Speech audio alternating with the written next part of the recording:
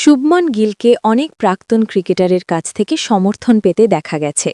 হ্যাঁ বন্ধুরা, আপনারা নিশ্চয়ই জানেন যে টি-20 বিশ্বকাপের স্কোয়াডে শুভমন গিলের নাম নেই। এই বিষয়ে যখন রিকি পন্টিংকে জিজ্ঞেস করা হয়েছিল যে স্কোয়াড ঘোষণার পর তার প্রাথমিক প্রতিক্রিয়া কী ছিল, তখন তিনি বলেন, আমি এটা বিশ্বাসই করতে পারিনি।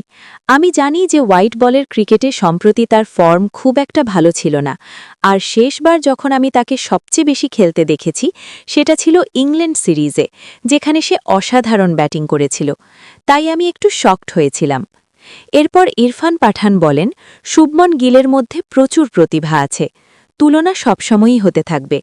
আগে বিরাট কোহলিকে শচীন তেন্ডুলকরের সঙ্গে তুলনা করা হতো, আর এখন গিলকে বিরাটের সঙ্গে তুলনা করা হচ্ছে। আমার মনে হয় শুভমন গিল পুরোপুরি সক্ষম। তার শটগুলো খুবই ভালো। যত বেশি দায়িত্ব আর চ্যালেঞ্জ সে পাবে, ততই সে একজন ক্রিকেটার হিসাবে আরও বড় হবে। আমি দেখেছি সে সব সময় ক্রিকেটের জন্য প্রস্তুত থাকে।